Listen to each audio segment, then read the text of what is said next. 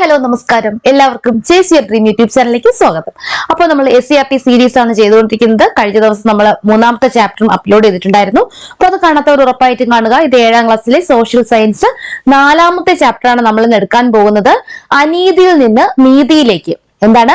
അനീതിയിൽ നിന്ന് നീതിയിലേക്ക്. നമുക്ക് ക്ലാസ്സിലേക്ക് കടക്കാം. അപ്പോ ഈ കൊടുത്തിരിക്കുന്നത് നമ്മുടെ APJ അബ്ദുൽ കലാമിന്റെ അഗ്നിച്ചിറകുകൾ എന്ന ഒരു പാഠഭാഗത്തിലെ ചെറിയ ഭാഗമാണ് ഈ കൊടുത്തിരിക്കുന്നത്. ഇത് നമുക്ക് പ്രത്യേകിച്ചൊന്നുമില്ല. അദ്ദേഹത്തിന് നേരിട്ട ഒരു അനീതിയാണ് ഇതിൽ കൊടുത്തിരിക്കുന്നത്. നമ്മള് ക്ലാസ്സിൽ ഇരുന്നപ്പോഴത്തേക്കും ഒരു ഹൈന്ദവ പുരോഹിതന്റെ മകനോടൊപ്പം ഇരുന്നത് കൊണ്ട് അദ്ദേഹത്തെ പിടിച്ച് മാറ്റിയിരുത്തി. അങ്ങനെ ഒരു സംഭവമാണ് ഇതിൽ പറഞ്ഞിരിക്കുന്നത്. നമ്മൾ ക്ലാസ്സിലോട്ട് കടക്കാം. ഇന്ത്യൻ രാഷ്ട്രപതിയായിരുന്ന ഡോക്ടർ APJ അബ്ദുൽ കലാമിന്റെ കുട്ടിക്കാലത്തെ ഒരു അനുഭവം പരിചയപ്പെട്ടല്ലോ. അപ്പൊ നമുക്കൊന്ന് വായിച്ചിട്ട് പോകാം അല്ലെ? അതിൽ കുറച്ചൊന്നും നല്ലത് നിങ്ങൾ അറിഞ്ഞിരിക്കണമല്ലോ. ഞാൻ രാമേശ്വരം എലിമെന്ററി സ്കൂളിൽ 5ാം ക്ലാസ്സിൽ പഠിക്കുമ്പോൾ ഒരു ദിവസം പുതിയൊരു അധ്യാപകൻ ക്ലാസ്സിൽ വന്നു. ഒരു മുസ്ലിം ആണെന്ന് തിരിച്ചറിയും വിധം തൊപ്പി ധരിച്ചായിരുന്നു ഞാൻ മുൻനിരയിൽ പൂണൂലിട്ട ശാസ്ത്രിയുടെ തൊട്ടടുത്ത് പതിവായി ഇരുന്നിരുന്നത്. ഹൈന്ദവ പുരോഹിതന്റെ പുത്രൻ മുസ്ലിം ബാലകനോടൊപ്പം ഇരിക്കുന്നത് ഉൾക്കൊള്ളാൻ ആ അധ്യാപകന് കഴിഞ്ഞില്ല. താൻ മനസ്സിലാക്കിയിരുന്ന സാമൂഹിക ക്രമം അനുസരിച്ച് എന്നോട് എഴുന്നേറ്റ് പോയി പിൻനിരയിലിരിക്കാൻ അദ്ദേഹം ആവശ്യപ്പെട്ടു. എനിക്ക് വലിയ ദുഃഖം തോന്നി. രാമനാഥ ശാസ്ത്രിയും സങ്കടപ്പെട്ടു. പിൻനിരയിലെ ഇരിപ്പിടത്തിലേക്ക് ഞാൻ മാറിയപ്പോൾ വിതുമ്പിക്കരയുന്ന അദ്ദേഹത്തിന്റെ മുഖം എന്റെ മനസ്സിൽ മായാത്ത മുദ്രയായി. സ്കൂൾ വിട്ട് വീട്ടിൽ ചെന്നപ്പോൾ ഞങ്ങൾ ഇരുവരും മാതാപിതാക്കളോട് ഈ സംഭവത്തെ കുറിച്ച് പറയുകയുണ്ടായി. ലക്ഷ്മണ ശാസ്ത്രി ആ അധ്യാപകനെ വിളിപ്പിച്ചു. എന്നിട്ട് ഞങ്ങളുടെ സാന്നിധ്യത്തിൽ തന്നെ നിഷ്കളങ്കരായ കുട്ടികളുടെ മനസ്സിൽ സാമൂഹിക അസമത്വത്തിന്റെയും അസഹിഷ്ണുതയുടെയും വിഷം പരത്തരുതെന്ന് പറയുകയുണ്ടായി. തന്റെ തെറ്റായ പ്രവൃത്തിയിൽ ആ അധ്യാപകൻ ഖേദിച്ചെന്ന് മാത്രമല്ല, ലക്ഷ്മണ ശാസ്ത്രി നൽകിയ ശക്തമായ സന്ദേശത്തിന്റെ ചൈതന്യം വഴി ആത്യന്തികമായി പരിവർത്തനപ്പെടുകയും ഉണ്ടായി. അപ്പൊ ഇതാണ് നമ്മുടെ APJ അബ്ദുൽ കലാമിന്റെ ഒരു അനുഭവം. അദ്ദേഹത്തിന്റെ അഗ്നിച്ചിറകുകൾ അഗ്നിച്ചിറകുകൾ എന്ന ബുക്കിലാണ് ഇത് പറഞ്ഞിരിക്കുന്നത്. APJയുടെ ആത്മകഥയാണ് അഗ്നിച്ചിറകുകൾ എന്നുകൂടി ഓർത്തിരിക്കുക. ഇന്ത്യൻ രാഷ്ട്രപതിയായിരുന്ന ഡോക്ടർ APJ അബ്ദുൽ കലാമിന്റെ കുട്ടിക്കാലത്തെ ഒരു അനുഭവം പരിചയപ്പെട്ടല്ലോ. സമൂഹത്തിലെ ചില വിഭാഗങ്ങൾക്ക് അർഹിക്കുന്ന പരിഗണന നൽകാതെ മാറ്റി നിർത്തുന്ന സാഹചര്യം നിലനിന്നിരുന്നു എന്നാണ് APJ അബ്ദുൽ കലാമിന്റെ ഈ അനുഭവം സൂചിപ്പിക്കുന്നത്. സമൂഹത്തിന്റെ മുഖ്യധാരയിൽ നിന്ന് വ്യക്തികളെ ഒഴിവാക്കൽ, അവസരങ്ങൾ നിഷേധിക്കൽ, സാമൂഹികമായി വിവേചിക്കൽ തുടങ്ങിയ പ്രവണതകളെയാണ് അനീതി എന്ന് വിശേഷിപ്പിക്കുന്നത്. അപ്പൊ എന്താണ് അനീതി എന്ന് നമ്മൾ ഈ 7ാം ക്ലാസ്സിലെ ഈ കൊച്ചു കുട്ടികൾക്ക് പറഞ്ഞു കൊടുക്കുകയാണ് ഇതുവഴി. എന്താണത്? അവസരങ്ങൾ നിഷേധിക്കൽ, സമൂഹത്തിന്റെ മുഖ്യധാരയിൽ നിന്ന് ഒഴിവാക്കൽ, സാമൂഹികമായി വിവേചിക്കൽ തുടങ്ങിയ പ്രവണതകളെയാണ് അനീതി എന്ന് വിശേഷിപ്പിക്കുന്നത്. മുൻവിധിയോടെ ചില സാമൂഹിക വിഭാഗങ്ങളെ അവരുടെ ജാതിയുടെയോ മതത്തിന്റെയോ വർഗത്തിന്റെയോ പേരിൽ ഒഴിവാക്കിയിരുന്നു. അപ്പൊ എന്താണ്? മുൻവിധിയോടെ അവർ മാറ്റി നിർത്തപ്പെടേണ്ടവരാണ്, അവരുടെ കൂടെ ഇരുന്നുകൂടാ, അവരെ കൂട്ടത്തിൽ കൂട്ടാൻ കൊള്ളില്ല എന്നൊക്കെയുള്ള ചില മുൻവിധികളോടെ ചില ജാതിയിൽപ്പെട്ടവർ, ചില മതത്തിൽപ്പെട്ടവർ, ചില വർഗത്തിൽപ്പെട്ടവർ അവരെയൊക്കെ എന്ത് ചെയ്തിരുന്നു? അവരെയൊക്കെ എന്ത് ചെയ്തിരുന്നു? ഒഴിവാക്കിയിരുന്നു. കഴിവുകൾ ഉണ്ടായിട്ടും തൊഴിലും വിദ്യാഭ്യാസവും അവസരങ്ങളും നിഷേധിക്കുക, അവസരങ്ങൾ ഉണ്ടായിട്ടും നൽകാതിരിക്കുക, വ്യക്തി എന്ന നിലയിലുള്ള പരിഗണനകൾ കൊടുക്കാതിരിക്കുക തുടങ്ങിയ പ്രവൃത്തികളിലൂടെയും ചില സാമൂഹിക വിഭാഗങ്ങളെ അരികുകളിലേക്ക് ആക്കിയിരുന്നു. അപ്പൊ എന്താണ്? അവർക്ക് വിദ്യാഭ്യാസം കൊടുത്തില്ല. നമുക്കറിയാം, നമുക്ക് പണ്ട് തൊട്ടേ നമ്മൾ പഠിക്കുന്നതാണ്.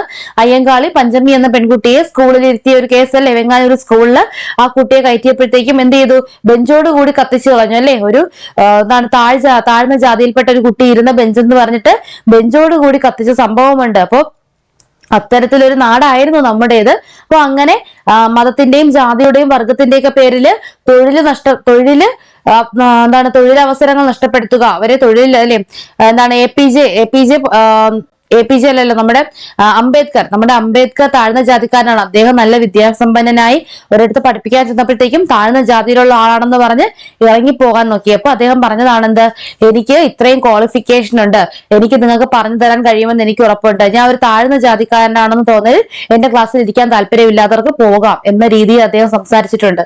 അപ്പൊ അങ്ങനെ തൊഴിൽ നിഷേധിക്കൽ, അത്തരത്തിൽ ഒത്തിരി നിഷേധങ്ങൾ എന്തുണ്ടായിട്ടുണ്ട്? നമ്മുടെ നാട്ടിൽ ഉണ്ടായിട്ടുണ്ട് എന്നാണ് ഇവിടെ പറയുന്നത്.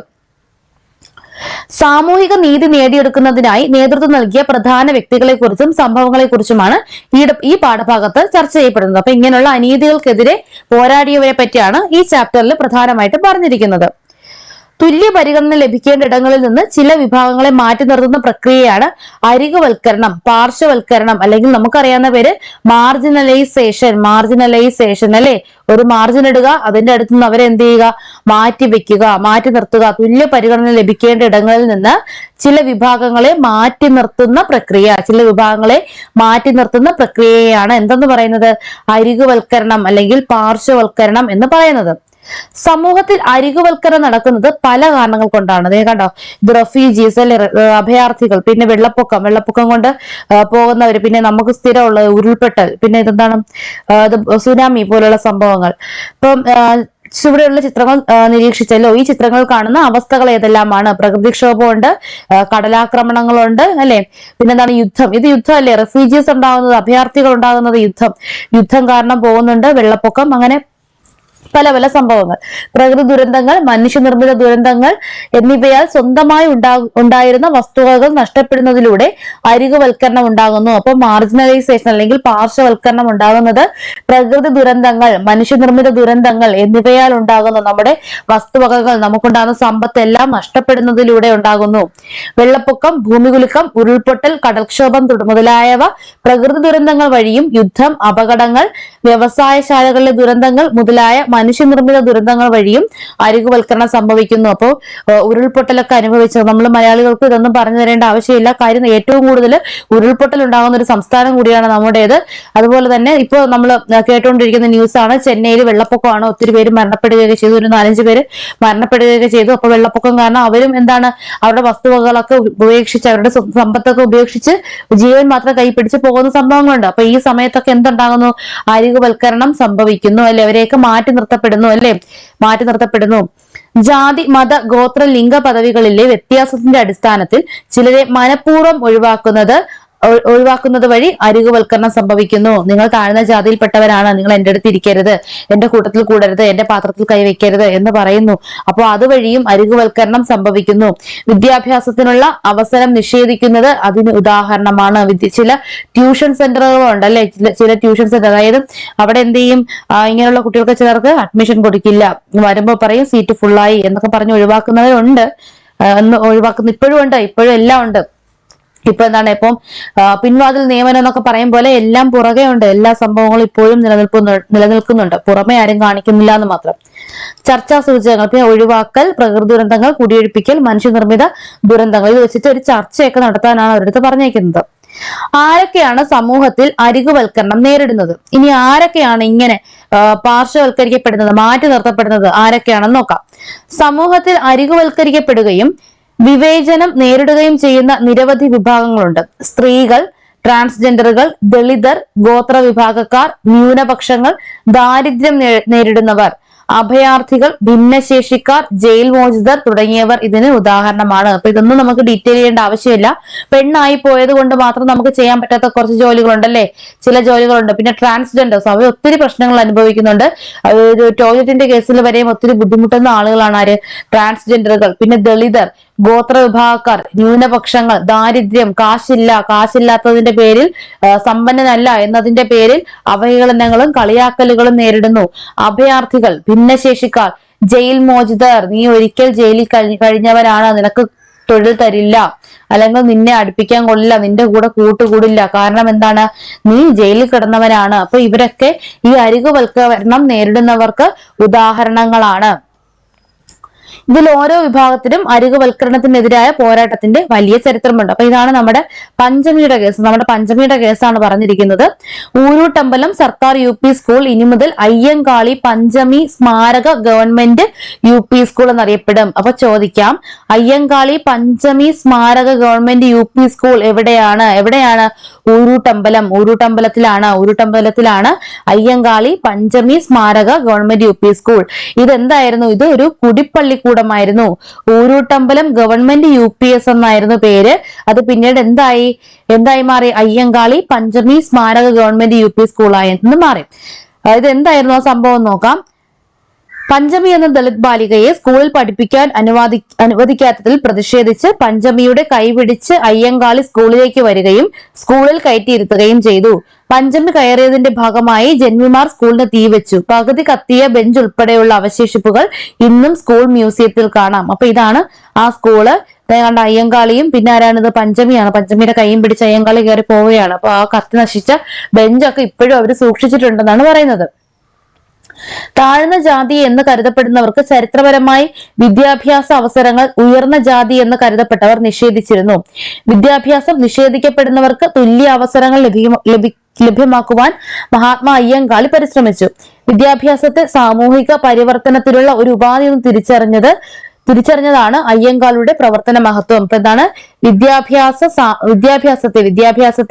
സാമൂഹിക പരിവർത്തനത്തിലുള്ള ഒരു ഉപാധിയാണെന്ന് അയ്യങ്കാളി തിരിച്ചറിഞ്ഞു. നമുക്ക് വിദ്യാഭ്യാസം ഉണ്ടെങ്കിൽ ഈ സമൂഹത്തിന്റെ രീതി മാറാൻ അതൊരു ആയുധമാണ് എന്ന് അയ്യങ്കാളി തിരിച്ചറിഞ്ഞു എന്നാണ് ഇവിടെ പറയുന്നത്.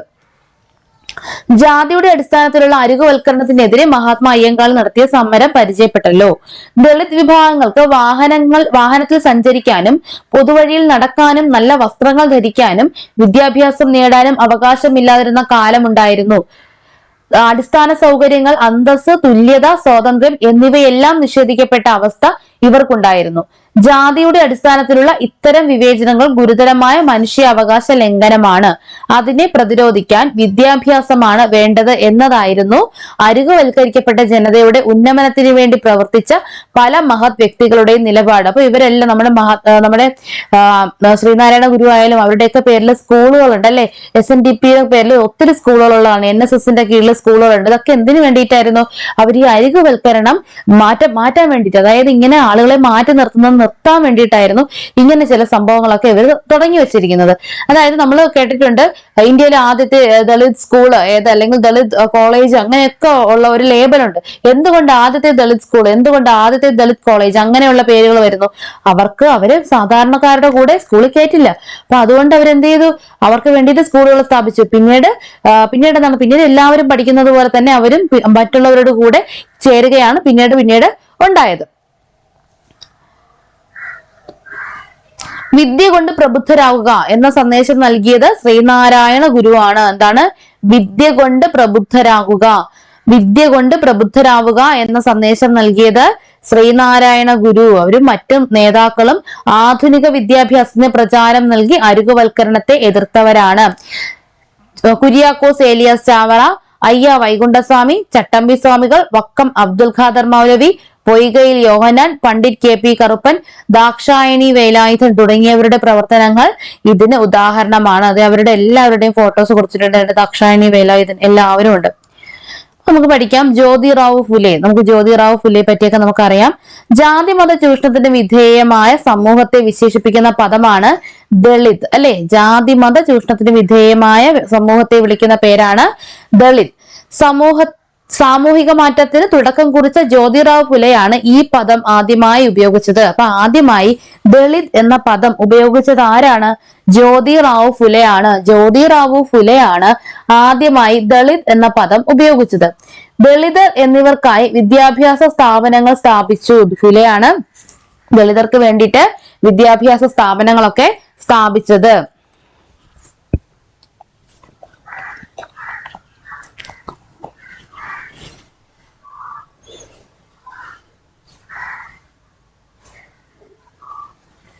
സാവിത്രി ഫുലെ ആരാണ്? പെൺകുട്ടികൾക്കായി ഇന്ത്യയിൽ ആദ്യമായി സ്ഥാപിച്ച പൂനെയിലെ വിദ്യാലയത്തിലെ പ്രധാന അധ്യാപികയായിരുന്നു സാവിത്രി ഫുലെ. അപ്പൊ പെൺകുട്ടികൾക്കായി ഇന്ത്യയിൽ ആദ്യമായിട്ട് ഒരു വിദ്യാലയം സ്ഥാപിക്കുന്നത് എവിടെയാണ്? പൂനെയിലാണ്. സ്ഥാപിച്ചത് ആരാണ്? സാവിത്രി ഫുലെയാണ്. ഇന്ത്യയിലെ ആദ്യത്തെ വനിതാ അധ്യാപിക ആരെന്ന് ചോദിച്ചാൽ അത് നമ്മുടെ സാവിത്രി ഫുലെയാണ് കേട്ടോ. ഇന്ത്യയിലെ ആദ്യത്തെ വനിതാ അധ്യാപിക കൂടിയാണ് സാവിത്രി ഫുലെ. കൃഷിക്കാർക്കും തൊഴിലാളികൾക്കുമായി നിശാ പാഠശാല സ്ഥാപിച്ചു. എന്താണ് നിശാ പാഠശാല? അതായത് വൈകുന്നേരങ്ങളിലൊക്കെ ഇരുന്ന് പഠിക്കാനുള്ള നിശാ പാഠശാല സ്ഥാപിച്ചു. വിദ്യാഭ്യാസ മേഖലയിലെ ഇവരുടെ സമഗ്ര സംഭാവനകൾ പരിഗണിച്ച് പൂനെ യൂണിവേഴ്സിറ്റിയെ സാവിത്രി ഫുലെ പൂനെ യൂണിവേഴ്സിറ്റി എന്ന് പുനർനാമകരണം ചെയ്തു. സാവിത്രിഭായ് ഫുലെ പൂനെ യൂണിവേഴ്സിറ്റി. ഓക്കെ, ഇവര് മഹാരാഷ്ട്രയിലാണ് ഇവരുടെ പ്രവർത്തനങ്ങളൊക്കെ വരുന്നത്.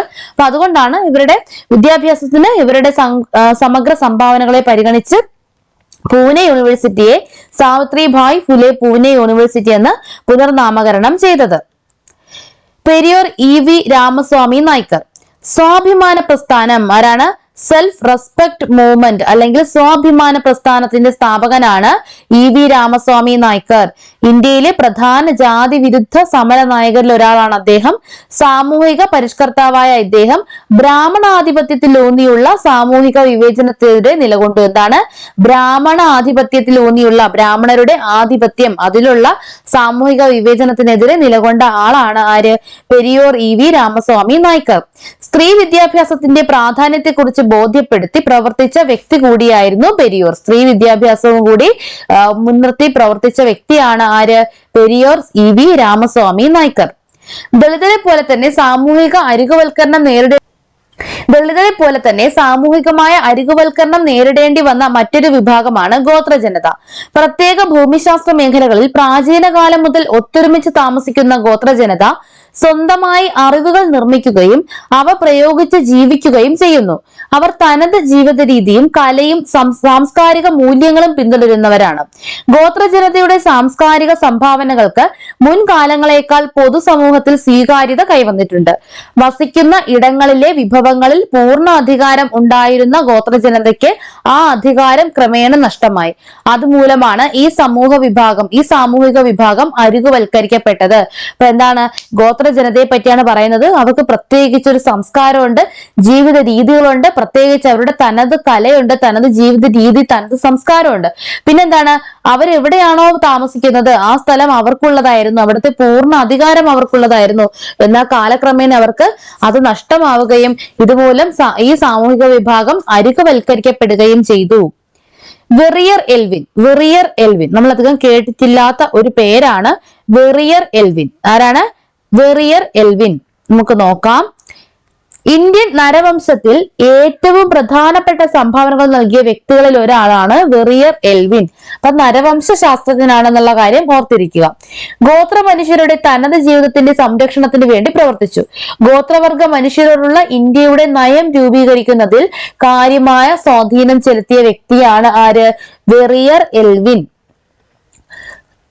സമൂഹത്തിലെ മുഖ്യ വിഭാഗക്കാർ ഉൽപ്പാദിപ്പിക്കുന്ന അറിവ്, കല, സംസ്കാരം എന്നിവ മാത്രമാണ് മൂല്യമേറിയത് എന്ന ധാരണ പല കാലങ്ങളിലായി നിലനിന്നിരുന്നു. എന്നാൽ ഭാഷ, കല, സാഹിത്യം, വൈദ്യം, കൃഷി തുടങ്ങിയ മേഖലകളിൽ പ്രകൃതിയെ അടുത്തറിഞ്ഞു നേടിയ മികച്ച വിജ്ഞാനവും നാട്ടറിവും സ്വന്തമായി ഉള്ളവരാണ് ഗോത്ര ജനത. തനതായ സംഗീത പാരമ്പര്യമുള്ള നിരവധി ഗോത്ര വിഭാഗങ്ങളുണ്ട് അല്ലെ. ഇപ്പം തനതായ സംഗീത പാരമ്പര്യം തന്നെയുള്ള പലതരം ഗോത്ര വിഭാഗങ്ങളുണ്ട്. സമൂഹത്തിലെ മുഖ്യ വിഭാഗക്കാർ ഉൽപ്പാദിപ്പിക്കുന്ന അറിവ്, കല, സംസ്കാരം എന്നിവ മാത്രമാണ് മൂല്യമേറിയത് എന്ന ധാരണ തെറ്റാണ്. ഈ ഗോത്ര ജനതയ്ക്ക് അവരുടെ പല രീതികളുണ്ട്. അവരുടെ ചില വൈദ്യം അല്ലെ, നമ്മൾ മറ്റേ നാടോടികളുടെയൊക്കെ വൈദ്യം നമ്മൾ പരീക്ഷിക്കാറില്ലേ? വൈദ്യം, പിന്നെ അവരുടെ കൃഷിരീതി, അവരുടെ സാഹിത്യം, അവരുടെ ഭാഷ, അവരുടെ സംഗീതം, ഇതെല്ലാം വളരെ പ്രീഷ്യസ് ആയിട്ടുള്ളത് തന്നെയാണ്. Doctor A Ayyappan. തൃശൂർ ജില്ലയിലെ പവറട്ടിയിൽ 1905 ജനുവരി 5-നാണ് അയ്യപ്പന്റെ ജനനം. ഇന്ത്യൻ സംസ്കാരങ്ങളെ കുറിച്ച് പഠിച്ച പ്രമുഖ നരവംശ ശാസ്ത്രജ്ഞനാണ്. അപ്പൊ നമ്മുടെ ഡോക്ടർ എ അയ്യപ്പനും നരവംശ ശാസ്ത്രജ്ഞനാണ്. ലണ്ടൻ സ്കൂൾ ഓഫ് എക്കണോമിക്സിൽ നിന്ന് മാലിനോവ്സ്കിയുടെയും റെയ്മണ്ട് ഫിർത്തിന്റെയും കീഴിൽ ഗവേഷണ പഠനം പൂർത്തിയാക്കി. കേരളത്തിലെ ഈഴവ ഗോത്ര സമുദായങ്ങളെ കുറിച്ചുള്ള പഠനത്തിന് സമഗ്ര സംഭാവനകൾ നൽകിയ വ്യക്തിയാണ് ഡോക്ടർ എ അയ്യപ്പൻ. നഞ്ചിയമ്മ. പാലക്കാട് ജില്ലയിലെ അട്ടപ്പാടിയിലെ ഇരുള വിഭാഗം. അപ്പൊ നഞ്ചിയമ്മയുടെ വിഭാഗം ഏതാണ്? ഇരുള വിഭാഗത്തിലാണ് നമ്മുടെ നഞ്ചിയമ്മ ഉള്ളത് എന്ന് ഓർക്കുക. നമ്മുടെ നഞ്ചിയമ്മ ഉള്ളത് ഏത് വിഭാഗത്തിലാണ്? ഇരുള വിഭാഗത്തിലാണ്. പാലക്കാട് ജില്ലയിലെ അട്ടപ്പാടിയിലെ ഇരുള ഗോത്ര വിഭാഗത്തിൽ ഉള്ള ആളാണ് ആര്? നമ്മുടെ നഞ്ചിയമ്മ. ഇരുള ഗോത്ര വിഭാഗമാണെന്നുള്ള കാര്യം ഓർക്കുക. ഏതാണ്? ഇരുള. 2020 രാജ്യത്തെ മികച്ച ഗായികയ്ക്കുള്ള ചലച്ചിത്ര പുരസ്കാരം ലഭിച്ചത് നഞ്ചിയമ്മയ്ക്കാണ്. അപ്പൊ ഇത്തരത്തിൽ ഗോത്ര വിഭാഗത്തിൽ നിന്ന് ഈ പുരസ്കാരം നേടുന്ന ആദ്യത്തെ ആളാണ് നഞ്ചിയമ്മ. അപ്പൊ നഞ്ചിയമ്മയ്ക്ക് മികച്ച ഗായികയ്ക്കുള്ള ദേശീയ പുരസ്കാരം ലഭിച്ചത് ഏത് വർഷമാണെന്ന് ആലോചിക്കുക. 2020 നമ്മുടെ ദ്രൗപദി മുർമുവിന്റെ കയ്യിൽ നിന്നാണ് നമ്മുടെ നഞ്ചിയമ്മ പുരസ്കാരം ഏറ്റുവാങ്ങിയത്. 2020 ഓർക്കുക. ഗോത്ര വിഭാഗത്തിൽ നിന്ന് ഈ പുരസ്കാരം നേടുന്ന ആദ്യത്തെ ആളാണ് നഞ്ചിയമ്മ. മറ്റേ കളിക്കാത്ത സന്തനമേറെ വെകുവാകപ്പു തെറിക്കോ, അപ്പൊ ആ പാട്ടിനാണ് കിട്ടിയത്. നമ്മുടെ അയ്യപ്പനും കോശിയും എന്ന സിനിമയിലെ ഈ പാട്ടിനാണ് ആർക്ക്, നഞ്ചിയമ്മയ്ക്ക് പുരസ്കാരം ലഭിച്ചത്. വൈവിധ്യമാർന്ന വാദ്യോപകരണങ്ങൾ നിർമ്മിച്ച് ഉപയോഗിക്കുന്നതിനുള്ള ശേഷിയും അവർക്കുണ്ട്. ഗോത്ര ജീവിതവുമായി ബന്ധപ്പെട്ട ചില ചിത്രങ്ങൾ ശ്രദ്ധിക്കൂ. വേണ്ട നോക്ക്. പെറേ, ഇത് എന്താണെന്നും എനിക്കറിയത്തില്ല. പെറേ, തുടി, നാട്ടിപ്പണി, ദവിൽ. ഈ തുടി നമ്മൾ കണ്ടിട്ടുണ്ടല്ലേ, ഈ മറ്റേ പുള്ളുവൻ പാട്ടൊക്കെ പാടുന്നവരിങ്ങനെ കൊട്ടി വരുന്ന സംഭവമാണ് ഈ തുടി. നമ്മൾ സിനിമയിലെങ്കിലും ഒക്കെ കണ്ടിട്ടുണ്ട്. ഇത് എന്തോ വയലിൽ ഞാറ് പറിക്കുകയോ ചെയ്യുന്നത് അല്ലെ, ഞാറ് പുഴുകുന്നത്. ഈ പെറേ എനിക്കറിയില്ല, ദവിലും എനിക്കറിയില്ല. ഇതിനെപ്പറ്റി ആർക്കെങ്കിലും അറിയാവുന്നവരൊക്കെ ഒന്ന് കമന്റ് ചെയ്യുക കേട്ടോ. എന്താണെന്ന് ഈ പെറയും ഈ ദവിലും ചെറിയൊരു ചെണ്ട പോലെയൊക്കെ ഇരിപ്പുണ്ട്. സ്വന്തം ഭൂമിയിലുള്ള ഇവരുടെ അവകാശം, വിദ്യാഭ്യാസ അവസരങ്ങൾ, പോഷകാഹാര ലഭ്യത, ആരോഗ്യ സംരക്ഷണം എന്നിവ ഉറപ്പാക്കുന്നതിനുതകുന്ന ക്ഷേമ പദ്ധതികളും അനന്തര നടപടികളും കേന്ദ്ര സംസ്ഥാന ഗവൺമെന്റുകളുടെ നേതൃത്വത്തിൽ നടന്നു വരുന്നു. അപ്പൊ ഇവരെ എന്ത് ചെയ്യുക, ഇവരുടെ സ്വന്തം ഭൂമിയിലുള്ള ഇവരുടെ അവകാശവും വിദ്യാഭ്യാസ അവസരങ്ങളും പോഷകാഹാര ലഭ്യതയും ആരോഗ്യ സംരക്ഷണവും ഉറപ്പാക്കുന്നതിന് വേണ്ടിയിട്ട് ഗവൺമെന്റ് ഒരുപാട് ക്ഷേമ പദ്ധതികൾ നടപ്പിലാക്കുന്നുണ്ട് എന്നാണ് പറയുന്നത്. ലിംഗ പദവിയുമായി ബന്ധപ്പെട്ട അരികുവൽക്കരണം സംഭവിച്ച ഒരു സാമൂഹിക വിഭാഗമാണ് സ്ത്രീകൾ അല്ലെ. ലിംഗ പദവിയുമായി ബന്ധപ്പെട്ട അല്ലെ, പെണ്ണായി പോയത് കൊണ്ട് ചില ജോലികൾ നൽകാതിരിക്കുക, ജോലിക്ക് വിടാതിരിക്കുക, അങ്ങനെയൊക്കെയുള്ള കുറെ സംഭവങ്ങൾ. ഈ അനുഭവം നമുക്കൊന്ന് വായിക്കാം, നമ്മൾ അറിഞ്ഞിരിക്കണം. നമ്മുടെ നിലമ്പൂർ ആയിഷയുടെ ഒരു അനുഭവമാണിത്. അക്കാലത്ത് നാടകത്തിൽ അഭിനയിക്കാൻ സ്ത്രീകളെ കിട്ടുമായിരുന്നില്ല. സ്ത്രീകൾ അഭിനയ രംഗത്തേക്ക് വരുന്നത് മോശമാണെന്നായിരുന്നു സമൂഹം വിശ്വസിച്ചിരുന്നത്. ഞാൻ നാടകത്തിൽ അഭിനയിക്കാൻ തന്നെ തീരുമാനിച്ചു. വടക്കേ മലബാറിൽ പല ഭാഗത്തും ഞങ്ങൾ നാടകങ്ങൾ കളിക്കാൻ പോയിട്ടുണ്ട്. മുക്കത്ത് നാടകം കളിക്കുമ്പോഴാണ് എനിക്ക് കല്ലേറ് കിട്ടുന്നത്. നാടകത്തിന്റെ ഡയലോഗ് പറഞ്ഞു തീരുന്നതിന് മുമ്പേ ഒരു കല്ല് വന്ന് എന്റെ മുഖത്ത് പതിച്ചു. ഞാൻ പതറിയില്ല. എന്റെ വായിലൂടെ രക്തം ഒഴുകുന്നുണ്ടായിരുന്നു. പക്ഷെ ഒറ്റ ഡയലോഗ് പോലും തെറ്റുകയോ മറക്കുകയോ ചെയ്യാതെ നാടകം പൂർത്തിയാക്കി. മഞ്ചേരിയിൽ മേലാക്കത്ത് നാടകം കളിക്കുമ്പോൾ വേദിയിൽ വെച്ച് തന്നെ എന്നെ വധിക്കുവാനുള്ള ശ്രമം നടന്നു. ഒരുപക്ഷെ ഒരു അഭിനേതാവിനും ഇത്തരം അനുഭവം ഉണ്ടാകാനിടയില്ല. നാടകം ഏതാണ്ട് പകുതി എത്തിയപ്പോൾ എന്റെ തല ലക്ഷ്യമാക്കി ഒരു വെടിയുണ്ട ചീറിപ്പാഞ്ഞു വന്നു. ഭാഗ്യമെന്ന് പറയട്ടെ, ഞാൻ ഡയലോഗ് പറഞ്ഞ് തല തിരിച്ചതിനാൽ അത് എന്റെ തലയിൽ കയറിയില്ല. ഇത്തരത്തിൽ ഒരുപാട് സംഭവങ്ങൾ എനിക്ക് നേരിടേണ്ടി വന്നിട്ടുണ്ട്. ഇത്തരം പ്രതിസന്ധികളൊന്നും ഞങ്ങളെ തളർത്തിയിട്ടില്ല. അങ്ങനെയൊന്നും ആയിഷയെ തോൽപ്പിക്കാൻ കഴിയില്ല. അപ്പൊ നമ്മുടെ നിലമ്പൂർ ആയിഷ ജീവിതത്തിനും അരങ്ങിനും ഇടയിൽ എന്ന ബുക്കിൽ നിന്നാണ് ഈ ഒരു ഭാഗം എടുത്തിരിക്കുന്നത്. ഏതാണ്? നിലമ്പൂർ ആയിഷ ജീവിതത്തിനും അരങ്ങിനും ഇടയിൽ. കേരളത്തിലെ അറിയപ്പെടുന്ന നാടക സിനിമാ പ്രവർത്തകയായിരുന്നു ആര്? നമ്മുടെ നിലമ്പൂർ ആയിഷ. നിലമ്പൂർ ആയിഷ കേരളത്തിൽ അറിയപ്പെടുന്ന നാടക സിനിമാ മേഖലയിൽ പ്രവർത്തിച്ചിരുന്ന ഒരു വ്യക്തിയാണ്. അവർക്ക് എന്തെല്ലാം വെല്ലുവിളികളാണ് സമൂഹത്തിൽ നിന്ന് നേരിടേണ്ടി വന്നത്? നമ്മുടെ പഴയ നടി ഷീലയുടെ ചില ഇന്റർവ്യൂസിലൊക്കെ ഷീലാമ്മ പറഞ്ഞിട്ടുണ്ട്. എന്താണ്?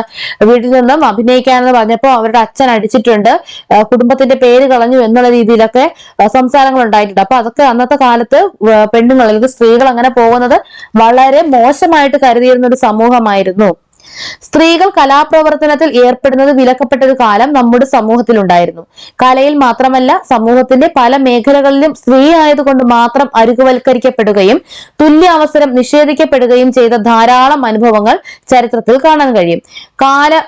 കലാമേഖല, വിദ്യാഭ്യാസ മേഖല, തൊഴിൽ മേഖല, ഗാർഹിക ഇടങ്ങൾ എന്നിവിടങ്ങളിൽ അവർ താഴ്ന്ന പദവി മാത്രമേ അർഹിക്കുന്നുള്ളൂ എന്ന തെറ്റായ ധാരണ സമൂഹത്തിൽ നിലനിന്നിരുന്നു അല്ലെ. അപ്പം ചിലര് പറയും, ഒരു വലിയൊരു പൊസിഷനിൽ ഒരു സ്ത്രീ ഇരുന്ന് കഴിഞ്ഞാൽ ഇങ്ങനെ ചോദിക്കാറുണ്ട്, ഈ പെണ്ണിനെ ആരാണാവോ ഇവിടെ പിടിച്ചിരുത്തിയത്? അങ്ങനെ ചോദിക്കും അല്ലെ. ഇതൊരു പെണ്ണല്ലേ, ഈ പെണ്ണിനെ ആരാണ് ഇത്രയും ഉയർന്ന ഒരു സ്ഥാനത്ത് പിടിച്ചിരുത്തിയത് എന്നുള്ള ചോദ്യങ്ങൾ ഉണ്ടാവും. അവർക്ക് അതിനനുസരിച്ചുള്ള ക്വാളിറ്റിയും ക്വാളിഫിക്കേഷനും ഉണ്ട്. അതുകൊണ്ടാണ് അവരവിടെ ഇരിക്കുന്നതെന്ന് ഈ പറയുന്നവർ ഓർക്കാറില്ല. ഇപ്പൊ പണ്ഡിത രമാഭായ് നമുക്കറിയാവുന്ന, നമുക്ക് ഒത്തിരി പരിചയമുള്ള ഒരാളാണ് പണ്ഡിത രമാഭായ്. 19ാം നൂറ്റാണ്ടിൽ സ്ത്രീകളുടെ അവകാശത്തിനും ശാക്തീകരണത്തിനുമായി പ്രവർത്തിച്ച ഇന്ത്യയിലെ സാമൂഹിക പരിഷ്കർത്താക്കളിൽ പ്രധാനപ്പെട്ട വ്യക്തിയാണ് പണ്ഡിത രമാഭായ്.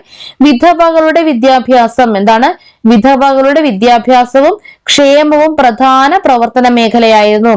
ഇന്ത്യയിലെ കുട്ടികളുടെ അവസ്ഥയെക്കുറിച്ച് പഠിക്കുകയും പ്രശ്നങ്ങൾ പരിഹരിക്കാൻ വേണ്ട പ്രവർത്തനങ്ങൾ നടത്തുകയും ചെയ്ത വ്യക്തിയാണ് ആര്?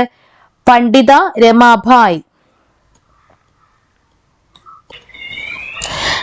അപ്പൊ ഈ പണ്ഡിത രമാഭായി ആണ് എന്ത് സ്ഥാപിച്ചത്? ആര്യ മഹിളാ സഭ.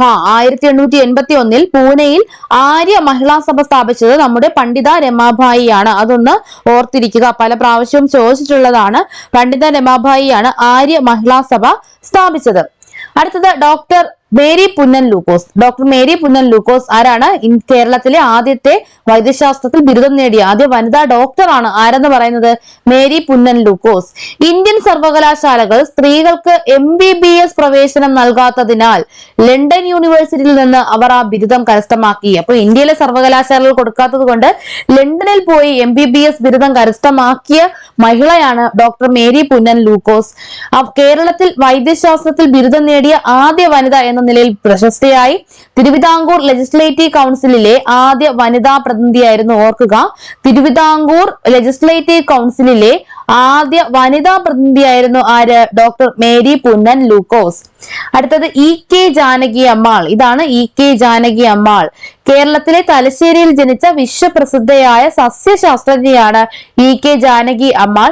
കോയമ്പത്തൂരിൽ എന്തുണ്ട്? കരിമ്പ് ഗവേഷണ കേന്ദ്രമുണ്ട്. കോയമ്പത്തൂരിലെ കരിമ്പ് ഗവേഷണ കേന്ദ്രത്തിൽ അത്യുൽപാദന ശേഷിയുള്ള സങ്കര ഇനം കരിമ്പ് വികസിപ്പിച്ചു. ബൊട്ടാണിക്കൽ സർവേ ഓഫ് ഇന്ത്യയുടെ ആദ്യ ഡയറക്ടർ ജനറൽ. ഓർക്കുക, വളരെ ഇമ്പോർട്ടന്റ് ആണ്. ബൊട്ടാണിക്കൽ സർവേ ഓഫ് ഇന്ത്യയുടെ ആദ്യത്തെ ഡയറക്ടർ ജനറൽ ആണ് ആര്? EK ജാനകി അമ്മാൾ. വളരെ പ്രധാനപ്പെട്ട പോയിന്റ് ആണ്.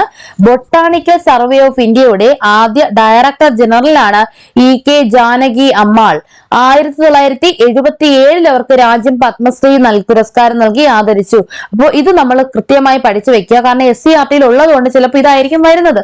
ഈ ജാനകി അമ്മാളിനെ പറ്റി കൊടുത്തിട്ട് നമുക്ക് സ്റ്റേറ്റ്മെന്റ് ചോദിക്കാം. അപ്പൊ ഇവർക്ക് 1977 രാജ്യം പത്മശ്രീ പുരസ്കാരം നൽകി ആദരിച്ചു. ഇപ്പൊ ട്രാൻസ്ജെൻഡർ. എന്താണ് ഒരു ട്രാൻസ്ജെൻഡർ? ട്രാൻസ്ജെൻഡർ വ്യക്തി എന്നാൽ ജനന സമയത്ത് ആ വ്യക്തിക്ക് നൽകിയിട്ടുള്ള ലിംഗ പദവിയുമായി പൊരുത്തപ്പെടാത്ത വ്യക്തി. അപ്പൊ ഒരു വ്യക്തി ജനിക്കുമ്പോൾ ആൺ പെൺ എന്നൊരു കോളം ഉണ്ട്, നമ്മളതിൽ ടിക്ക് ചെയ്യും. ആണാണെങ്കിൽ ആണിൽ ടിക്ക് ചെയ്യും, പെണ്ണാണെങ്കിൽ പെണ്ണിൽ ടിക്ക് ചെയ്യും. അപ്പോ അങ്ങനെ നമ്മൾ ജനന സമയത്ത് നമുക്ക് രേഖപ്പെടുത്തിയ ഒരു ജെൻഡർ ഉണ്ട്, ഒരു ലിംഗമുണ്ട്. അപ്പൊ അതിൽ നിന്നും വ്യത്യാസമായി അതിൽ പൊരുത്തപ്പെടാത്ത ഒരു വ്യക്തിയെയാണ് നമ്മൾ ട്രാൻസ്ജെൻഡർ എന്ന് പറയുന്നത്. ഇതിൽ ട്രാൻസ് പുരുഷന്മാരും ട്രാൻസ് സ്ത്രീകളും ഉൾപ്പെടുന്നു. ന്യൂനപക്ഷം. ഇനി എന്താണ് ന്യൂനപക്ഷം? മൊത്തം ജനസംഖ്യയിൽ എണ്ണത്തിൽ കുറവുള്ള വിഭാഗങ്ങൾ എന്ന അർത്ഥത്തിൽ പ്രയോഗിക്കുന്ന പദമാണ് ന്യൂനപക്ഷം. അപ്പൊ മുഴുവൻ ജനസംഖ്യയിൽ എണ്ണത്തിൽ കുറവ്. നമുക്കിവിടെ മുസ്ലിംസ് ന്യൂനപക്ഷമാണ് അല്ലെ, മുസ്ലിം ന്യൂനപക്ഷം എന്നാണ് പറയുന്നത്. അപ്പൊ അവരെന്താണ്? അവര് മൊത്തം ജനസംഖ്യയിൽ ഇന്ത്യയിൽ അവർ എണ്ണത്തിൽ കുറവായത് കൊണ്ടാണ് അവരെന്തെന്ന് പറയുന്നത്? ന്യൂനപക്ഷം എന്ന് പറയുന്നത്. അതുപോലെ ലാറ്റിൻ, ക്രിസ്ത്യൻ, അപ്പൊ അങ്ങനെയൊക്കെയുള്ള ചിലര് ന്യൂനപക്ഷമാണ്. നമുക്ക് ചുറ്റുമുള്ള ലോകം എല്ലാവർക്കും ഒരുപോലെ പ്രാപ്യമാകുന്നുണ്ടോ? അപ്പൊ നമുക്ക് ചുറ്റുമുള്ള ലോകം ഒരുപോലെ എല്ലാവർക്കും പ്രാപ്യമാകുന്നുണ്ടോ? ഇല്ല. ഭിന്നശേഷിക്കാരുണ്ടല്ലേ, നമുക്ക് ചുറ്റും ഭിന്നശേഷിക്കാരുണ്ട്. നമുക്ക് ഓടാനും ചാടാനും ഇങ്ങനെ കണ്ണുകൊണ്ട് നോക്കി വായിക്കാനും ഒന്നും പറ്റാത്ത ആളുകളുണ്ട്. അപ്പൊ എല്ലാവർക്കും ഒരുപോലെയല്ല. ഇതൊരു ഇച്ഛാശക്തിയുടെ വിജയം എന്നും പറഞ്ഞ് എന്താണ് ഒരു കണ്ണ് കാണാത്ത 2 ടീച്ചർമാരുടെ ഒക്കെ കേസാണ് ഇതിൽ പറയുന്നത്. ശാരീരിക വെല്ലുവിളികൾ അതിജീവിച്ച് ജീവിത വിജയം നേടിയ വ്യക്തികളെ പറ്റിയാണ് അതിൽ പറഞ്ഞേക്കുന്നത്. ശാരീരിക സവിശേഷത മൂലം സമൂഹത്തിലെ മറ്റ് ജനവിഭാഗങ്ങളെ അപേക്ഷിച്ച് നിത്യജീവിതത്തിൽ വ്യത്യസ്തമായ വെല്ലുവിളികൾ നേരിടുന്നവരാണ് ഭിന്നശേഷിക്കാർ അല്ലെങ്കിൽ ഡിഫറൻറ്റ്ലി ഏബിൾഡ്. അപ്പൊ നമ്മുടെ PSCയിലൊക്കെ എന്താണ് ഡിഫറൻറ്റ്ലി ഏബിൾഡിന് അവർക്ക് എന്താണ് ഒരു റിസർവേഷനായി കൊടുക്കുന്നുണ്ട് അല്ലെ. അപ്പൊ അവരെല്ലാവരെയും പോലെയല്ല, അവർക്ക് ചില ശാരീരിക ക്ഷമതകളുണ്ട്, ശാരീരികമായിട്ടുള്ള വൈകല്യങ്ങളുണ്ട്. അവർ അത് വെച്ചിട്ടാണ് നമ്മുടെ കൂടെയൊക്കെ മത്സരിക്കുന്നത്. അപ്പൊ അവർക്ക് എന്ത് കൊടുക്കാറുണ്ട്? റിസർവേഷൻ കൊടുക്കാറുണ്ട്. പലതരം ഭിന്നശേഷി വിഭാഗങ്ങളുണ്ട്. ഓരോ വിഭാഗം ഭിന്നശേഷികൾക്കും സംഭവിക്കുന്ന അരികുവൽക്കരണം വ്യത്യസ്ത തരത്തിലാണ് അല്ലെ. ഓരോരുത്തർക്കും ഓരോ രീതിയിലാണ്. നമ്മൾ തന്നെ പണ്ട് കാലത്ത് നമ്മൾ കുഞ്ഞായിരുന്നപ്പോ നമുക്ക് അറിവില്ലാത്ത കാലത്ത് നമ്മൾ ചിലരെയെങ്കിലും ഒക്കെ കളിയാക്കിയിട്ടുണ്ടാകണമെന്നല്ലേ. കാല് മുടന്തുള്ളവനെല്ലാം മുടന്ത മൊണ്ടി അങ്ങനെയൊക്കെയുള്ള രീതിയിൽ ഇപ്പോഴും കളിയാക്കുന്നവരുണ്ട്. നിങ്ങൾ അങ്ങനെ കളിയാക്കുന്നുണ്ടെങ്കിൽ ദയവിച്ച് ഇതൊക്കെ നിർത്തുക. നിങ്ങൾ ആരും അങ്ങനെ ചെയ്യില്ല എന്ന് എനിക്കറിയാം. അതെന്താണ്? അതൊരു അരികുവൽക്കരണമാണ്, പാർശ്വവൽക്കരണമാണ് എന്നാണ് പറയുന്നതല്ല, അത് അങ്ങനെയാണ്. പിന്നെ ഞാൻ നിങ്ങളടുത്ത് പറഞ്ഞിട്ടുണ്ടായിരുന്നു നോട്ട് വേണമെന്നുള്ളവർ കമന്റ് ചെയ്യുക എന്ന്. അപ്പോൾ നിങ്ങൾ കമന്റ് ചെയ്തിട്ട്, അതായത് നമ്മുടെ ഈ വീഡിയോയുടെ താഴെ നിങ്ങൾ നോട്ട് വേണമെന്ന് കമന്റ് ചെയ്തിട്ട്, നമ്മുടെ ഡയമണ്ടിലെ പിള്ളേരാണെങ്കിൽ നേരെ വരിക, എനിക്കൊരു പേഴ്സണലി ഒരു മെസ്സേജ് അയക്കുക. ഞാൻ ഒരാൾക്ക് നോട്ട് കൊടുത്തിട്ടുണ്ട്, പേഴ്സണലി മെസ്സേജ് അയച്ച ഒരാൾക്ക് ഞാൻ നോട്ട് ഷെയർ ചെയ്തിട്ടുണ്ട്. അപ്പൊ അതുപോലെ നിങ്ങൾക്ക് വേണമെങ്കിൽ നിങ്ങളും ഇതിലൂടെ ഒന്ന് കമന്റ് ചെയ്യാൻ നോക്കുക. അതുപോലെ തന്നെ ഈ ചാനൽ സബ്സ്ക്രൈബ് ചെയ്തിട്ടില്ലാത്തവരാണെങ്കിൽ തീർച്ചയായും ചാനൽ സബ്സ്ക്രൈബ് ചെയ്യുക. കാരണം നമ്മൾ SCERT ഞാൻ പറഞ്ഞു സോഷ്യൽ സയൻസ് മാത്രമല്ല സയൻസ് എടുക്കുന്നുണ്ട്. അതുപോലെ തന്നെ മാത്സും മലയാളവും എല്ലാം. നമ്മൾ മലയാളത്തിൽ തന്നെ ഒത്തിരി കവിതകളൊക്കെ ആരെഴുതി, അല്ലെങ്കിൽ ചില നോട്ട്സ് കൊടുത്തിട്ട് ഇത് ആര് പറഞ്ഞു എന്നൊക്കെ ചോദിക്കുന്നുണ്ട്. അപ്പൊ നമുക്കെല്ലാം വേണം, മലയാളത്തിലൊക്കെ നമുക്കത് കിട്ടുന്നതാണ്. അപ്പൊ നമ്മൾ അതെല്ലാം തന്നെ നോക്കിപ്പോയിരിക്കും. 5ാം ക്ലാസ്സിലെ മാത്സിൽ ഒരു ചാപ്റ്റർ ഞാൻ എടുത്ത് നോക്കി. നമുക്ക് അത്യാവശ്യം നല്ലൊരു പോയിന്റ് 5ാം ക്ലാസ്സിലെ ഫസ്റ്റ് ചാപ്റ്ററിൽ തന്നെ, സെക്കൻഡ് ചാപ്റ്ററിൽ തന്നെ ഉണ്ട്. അപ്പൊ അങ്ങനെ നോക്കുകയാണെങ്കിൽ നമുക്ക് അങ്ങോട്ട് പോകുമ്പോഴത്തേക്കും ഒത്തിരി പോയിന്റ്സ് നമുക്ക് മാത്സിലും കിട്ടാറുണ്ട്. നമ്മൾ പല ട്രിക്കുകളും പഠിക്കാനുണ്ട്. അപ്പൊ അതെല്ലാം നിങ്ങൾക്ക് ലഭിക്കുന്നതാണ്. അപ്പൊ തീർച്ചയായും നിങ്ങൾ ഈ ചാനൽ സബ്സ്ക്രൈബ് ചെയ്യുക. ഭിന്നശേഷിക്കാരുടെ അവകാശ സംരക്ഷണ നിയമം 2016. ഭിന്നശേഷിക്കാർക്ക് വിവേചനരഹിതവും തുല്യതയിലൂന്നിയതുമായ സാമൂഹിക ജീവിതം ഉറപ്പുവരുത്താൻ നിലവിൽ വന്ന നിയമമാണ് ഭിന്നശേഷിക്കാരുടെ അവകാശ സംരക്ഷണ നിയമം. അടുത്ത എന്താണ്? പാരാലിമ്പിക്സ് അല്ലെ. ഒളിമ്പിക്സ് കഴിഞ്ഞിട്ട് എവിടാണോ ഒളിമ്പിക്സ് നടക്കുന്നത് അവിടെ തന്നെ നടക്കുന്നതാണ് പാരാലിമ്പിക്സ്. അതായത് ഇപ്പൊ നമുക്ക് പാരീസ് ഒളിമ്പിക്സ് ആണ് കഴിഞ്ഞത്, പാരാലിമ്പിക്സും അവിടെ തന്നെയാണ് നടന്നത്. പാരാലിമ്പിക്സും പാരീസിൽ തന്നെയാണ് നടന്നത്. അപ്പൊ ഭിന്നശേഷിയുള്ള അത്ലറ്റുകൾ മത്സരിക്കാവുന്ന അന്താരാഷ്ട്ര കായിക മത്സരമാണ് പാരാലിമ്പിക്സ്. ഓർക്കുക, 1948 പാരാലിമ്പിക്സ് ആരംഭിച്ചത്. അപ്പോൾ 10th ലെവൽ എക്സാമിന്റെ പ്രിലിംസ് ഒക്കെ അടുത്ത് വരുന്നുണ്ട്, സെക്രട്ടേറിയറ്റ് OA ഒക്കെ വരുന്നുണ്ട്. നിങ്ങൾ എല്ലാവരും ഇത് പഠിച്ചിരിക്കുക. 1948 പാരാലിമ്പിക്സ് ആരംഭിച്ചത്. വിവേചനം തടയാൻ ഭരണഘടന. ഡോക്ടർ BR അംബേദ്കർ ഇന്ത്യൻ ഭരണഘടനയുടെ ശില്പി. നമുക്കറിയാം, നമ്മൾ കഴിഞ്ഞ ക്ലാസ്സിലും പറഞ്ഞതാണ്, ഇന്ത്യൻ ഭരണഘടനയുടെ ശില്പി ഡോക്ടർ BR അംബേദ്കർ ആണ് ഇന്ത്യൻ ഭരണഘടനയുടെ ശില്പി എന്ന് അറിയപ്പെടുന്നത്. ദളിതരുടെ സാമൂഹ്യ രാഷ്ട്രീയ ഉന്നമനത്തിന് വേണ്ടി ശക്തമായി പ്രവർത്തിച്ച വ്യക്തിയാണ് ഡോക്ടർ BR അംബേദ്കർ. ഇന്ത്യയിലെ അരികുവൽകൃത വിഭാഗങ്ങളുടെ പ്രശ്നങ്ങൾ തന്റെ രചനയിലൂടെ അവതരിപ്പിക്കുകയും അവർക്ക് നിയമപരമായ സംരക്ഷണം സാധ്യമാകുന്നതിന് വേണ്ടി നിലകൊള്ളുകയും ചെയ്ത വ്യക്തി കൂടിയാണ് നമ്മുടെ ഡോക്ടർ BR അംബേദ്കർ. ഇന്ത്യൻ ഭരണഘടന എല്ലാ പൗരന്മാർക്കും തുല്യത ഉറപ്പുവരുത്തുന്ന അനുച്ഛേദമാണ് അനുച്ഛേദം 14 അല്ലെ. ആർട്ടിക്കിൾ 14 എല്ലാവർക്കും തുല്യത ഇക്വാളിറ്റി പറയുന്നത് ആർട്ടിക്കിൾ 14. അത് കഴിഞ്ഞ് മതം, വംശം, ലിംഗഭേദം, ജനിച്ച സ്ഥലം അല്ലെ. ജനിച്ച സ്ഥലം എന്നുകൊണ്ട് ഉദ്ദേശിക്കുന്നത് എന്താണ്? നമ്മളെ നോർത്ത് ഇന്ത്യൻസിനെ നമ്മൾ സൗത്ത് ഇന്ത്യൻസിനെ കാണുമ്പോൾ ഒരു ചുരുക്കുണ്ട്. എന്താണ് കാര്യം? നമ്മൾ സൗത്ത് ഇന്ത്യൻസ് ആയതുകൊണ്ട് നമ്മുടെ രീതികളൊക്കെ വേറെ, നമുക്ക് നമ്മുടെ രീതികളൊക്കെ വേറെ എന്നാണ് അവർ പറയുന്നത്. അപ്പൊ അതുപോലെ തന്നെ നമ്മളെ കേരളത്തിലുണ്ട് തെക്കരും വടക്കരും തമ്മിൽ പ്രശ്നമുണ്ട് അല്ലെ. നിങ്ങൾ വടക്കന്മാര് പറയാറുണ്ട് തെക്കനെയും വടക്കനെയും ഒരുമിച്ച് കണ്ട ആദ്യം തെക്കനെ അടിച്ചു കൊല്ലണം, അങ്ങനെ എന്തൊക്കെയോ പറയാറുണ്ട്. അപ്പൊ അത് ജനിച്ച സ്ഥലമാണ്. ഇത് നമ്മൾ നോർമലൈസ് ചെയ്ത് പറയുമ്പോൾ അല്ലാതെ തന്നെ എന്തുണ്ട്? കോളനികൾ അല്ലെ. കോളനിയിൽ നിന്ന് വന്നതാണ് അല്ലെങ്കിൽ ചേരിയിൽ നിന്ന് വന്നതാണ് എന്നുള്ള രീതിയിൽ ജനിച്ച സ്ഥലം എന്നിവയുടെ പേരിലുള്ള വിവേചനവും പാടില്ല എന്ന ഭരണഘടന അനുശാസിക്കുന്ന അനുച്ഛേദമാണ് ആർട്ടിക്കിൾ 15. നമുക്കറിയാം, ജാതി മത ലിംഗഭേദമന്യേ എല്ലാവരും ഒരുപോലെ കാണുന്ന ആർട്ടിക്കിളാണ് ആർട്ടിക്കിൾ 15. എന്തുകൊണ്ടാവാം നമ്മുടെ ഭരണഘടന വിവേചനങ്ങളെ പൂർണ്ണമായും നിരോധിക്കുന്നത്? എന്തുകൊണ്ടാണ്?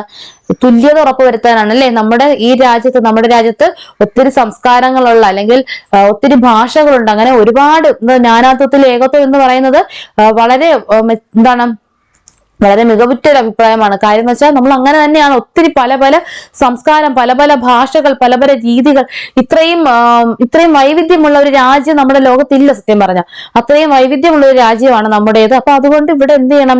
വിവേചനങ്ങളെ പൂർണ്ണമായും നിരോധിക്കാനുള്ള പല മാർഗങ്ങളും കണ്ടെത്തേണ്ടിയിരിക്കുന്നു.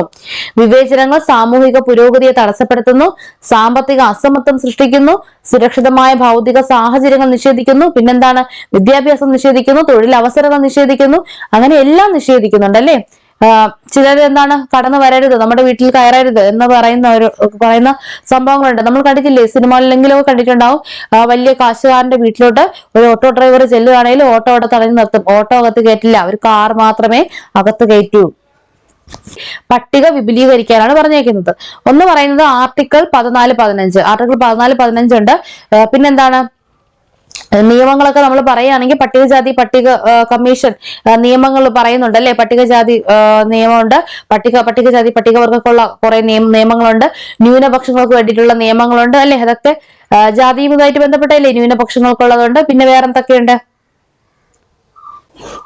വളരെ പ്രധാനപ്പെട്ട ഒരു ആർട്ടിക്കിൾ ഉണ്ട്. ഏതാണ്? ആർട്ടിക്കിൾ 17 അയിത്തത്തിനെതിരെയുള്ള ആർട്ടിക്കിൾ ആണ്. ആർട്ടിക്കിൾ 17 നമ്മൾ കേട്ടിട്ടുണ്ട്. മഹാത്മാഗാന്ധി കി ജയ് എന്ന് വിളിച്ചുകൊണ്ട് പാർലമെന്റിൽ നിലവിൽ വന്ന ഒരു ആർട്ടിക്കിൾ കൂടിയാണ് ആർട്ടിക്കിൾ 17. അയിത്തത്തിനെതിരെയുള്ളതാണ് ആർട്ടിക്കിൾ 17. അതുപോലെ നമ്മുടെ നിയമങ്ങൾ എന്താണ്?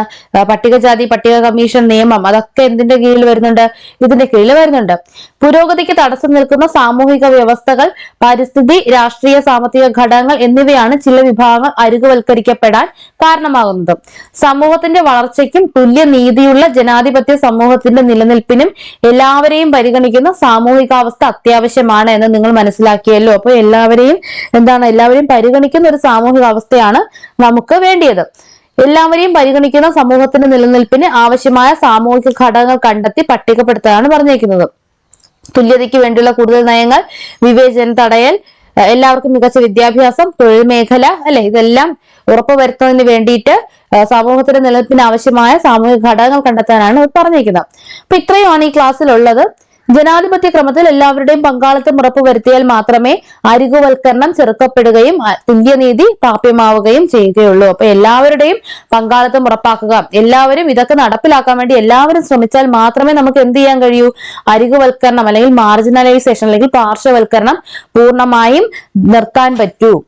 ജ്യോതിറാവ് ഫുലെ, സാവിത്രിഭായ് ഫുലെ, പെരിയോർ, അംബേദ്കർ തുടങ്ങിയവരെ കുറിച്ച് കൂടുതൽ വിവരങ്ങൾ ശേഖരിച്ച് ലഘു ജീവചരിത്രക്കുറിപ്പ് തയ്യാറാക്കാനാണ് പറഞ്ഞിരിക്കുന്നത്. അതായത് ഇതിൽ വളരെ കുറച്ചേ ഉള്ളൂ. അപ്പോൾ ഈ ചെറു ജീവചരിത്രക്കുറിപ്പ് ഉറപ്പായിട്ട് നിങ്ങൾക്ക് ഞാൻ പ്രൊവൈഡ് ചെയ്യുന്ന നോട്ടിലുണ്ടാകും. അപ്പൊ അതുകൊണ്ട് നിങ്ങൾ നോട്ട് വേണമെങ്കിൽ ഒന്ന് കമന്റ് ചെയ്തേക്ക് കേട്ടോ. അരികുവൽകൃത അവസ്ഥ വിദ്യാഭ്യാസത്തിലൂടെ മറികടന്ന കൂടുതൽ വ്യക്തികളെ കുറിച്ചുള്ള വിവരങ്ങൾ അധ്യാപകരുടെ സഹായത്തോടെ കണ്ടെത്താം. അപ്പൊ നമുക്ക് കൂടുതൽ വ്യക്തികളെ പറ്റിയൊന്നും നമുക്ക് പഠിക്കണം എന്ന് വെച്ചാൽ നമുക്ക് വരും ക്ലാസ്സിൽ, അതായത് 8ാം ക്ലാസ്സിലൊക്കെ വരുമ്പോഴത്തേക്കും നമുക്ക് കൂടുതൽ നവോത്ഥാനത്തെ പറ്റിയൊക്കെ നമുക്ക് പഠിക്കാനുണ്ട്. അപ്പൊ നമുക്ക് ആ ക്ലാസ് ഒക്കെ എടുത്ത് തരുമ്പോൾ ഇങ്ങനെ ആഡ് ആയിപ്പോ. ഇതിൽ പറഞ്ഞേക്കുന്നവരെ പറ്റി, അതായത് ജ്യോതിറാവ് ഫുലെ, സാവിത്രിഭായ് ഫുലെ, പെരിയോർ, അംബേദ്കർ, അതുപോലെ തന്നെ നമ്മൾ വേറെ ആരൊക്കെ പഠിച്ചു? ഡോക്ടർ മേരി പുന്നൻ ലൂക്കോസ്. അപ്പൊ അവരെ കുറിച്ചുള്ള കൂടുതൽ വിവരങ്ങൾ നിങ്ങൾക്ക് തരുന്ന നോട്ടിലുണ്ടായിരിക്കും. കാർഷിക, കലാ, സാംസ്കാരിക ശാസ്ത്ര രംഗത്ത് ഗോത്രജനതയുടെ തനത് സംഭാവനകൾ കണ്ടെത്തി ഡിജിറ്റൽ ആൽബം തയ്യാറാക്കും. ഇതൊക്കെ അവർക്ക് കൊടുക്കുന്ന കുറെ വർക്കുകളാണ്. ഇതിൽ നമുക്ക് പ്രത്യേകിച്ചൊന്നുമില്ല. ബ്രെയിൽ ലിപി, ഓഡിയോ ലൈബ്രറി, ഇതൊക്കെ എന്തിനാണ്? കണ്ണ് കാണാത്തവർക്കുള്ള സംഭവങ്ങളല്ലേ ബ്രെയിൽ ലിപിയൊക്കെ തന്നിരിക്കുന്നത്. ശാരീരിക വെല്ലുവിളി സൗഹൃദ ശുചിമുറി, പിന്നെന്താണ്? നമുക്ക് ഭിന്നശേഷി സൗഹൃദ റെയിൽവേ സ്റ്റേഷനുകൾ ഉണ്ടാകാറുണ്ട് അല്ലെ? പാർക്കുകളുണ്ട്. ഇപ്പൊ അങ്ങനെ പല പല സംഭവങ്ങളുണ്ട്.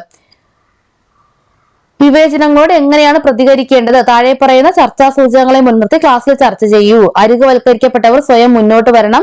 അരികുവൽക്കരിക്കപ്പെട്ടവരുടെ സാഹചര്യങ്ങൾ സമൂഹത്തിന്റെ കൂട്ടായ ഇടപെടലുകൾ കൊണ്ട് ഫലപ്രദമായി പരിഗണിക്കാം. ഇപ്പൊ ഇതൊക്കെ അവർക്ക് കൊടുക്കുന്ന വർക്കുകളാണ്. അപ്പൊ ഇത്രയുമാണ് ഈ നാലാമത്തെ ചാപ്റ്റർ എന്ന് പറയുന്നത്. ഇത്രയുമാണ് വരുന്നത്. അപ്പൊ നമുക്ക് അടുത്ത ക്ലാസ്സിൽ ജിയോഗ്രഫിയുമായിട്ട് ബന്ധപ്പെട്ട ഒരു ചാപ്റ്ററാണ് അടുത്ത ക്ലാസ്സിൽ വരുന്നത്. അപ്പൊ ഇതിന്റെ നോട്ട് വേണമെന്നുള്ളവർ എല്ലാവരും കമന്റ് ചെയ്യുക. അപ്പോൾ നമുക്ക് കൂടുതൽ നോട്ട്സും കൂടെ ആഡ് ചെയ്തായിരിക്കും നിങ്ങൾക്ക് ഞാൻ നോട്ട് തരുന്നത്. ഇതിലുള്ള പോയിന്റ്സ് ഹൈലൈറ്റ് ചെയ്ത് വരും. കൂടുതൽ പോയിന്റ് എന്ന് ഞാൻ ഉദ്ദേശിക്കുന്നത് നമ്മൾ നേരത്തെ പറഞ്ഞതുപോലെ ജ്യോതിറാവ് ഫുലേനെ പറ്റിയിട്ടുള്ളതുണ്ടാവും. പിന്നെ ഏതൊക്കെയാണ് നമുക്ക് അയിത്തത്തിനെതിരെ, ജാതി വിവേചനത്തിനെതിരെയുള്ള നമ്മുടെ ആക്ടുകൾ ഏതൊക്കെയാണെന്ന് ആ നോട്ടിലുണ്ടാവും. അതായത് ആർട്ടിക്കിൾ 17 ഡീറ്റെയിൽഡ് ആയിട്ട് ഞാൻ തന്നിരിക്കും. അപ്പൊ അങ്ങനെയുള്ള സംഭവങ്ങളൊക്കെ കുറച്ച് ഡീറ്റെയിൽഡ് ആയിട്ടായിരിക്കും നോട്ട്. അപ്പൊ നോട്ട് വേണമെന്നുള്ള എല്ലാവരും കമന്റ് ചെയ്യുക. കൂടാതെ എല്ലാവരും ഈ ചാനൽ സബ്സ്ക്രൈബ് ചെയ്യുക. അപ്പൊ ഇത്രയേ ഉള്ളൂ ഇന്നത്തെ ക്ലാസ്. നമുക്ക് അടുത്ത ക്ലാസ്സിലൂടെ വീണ്ടും കാണാം. Tata bye bye.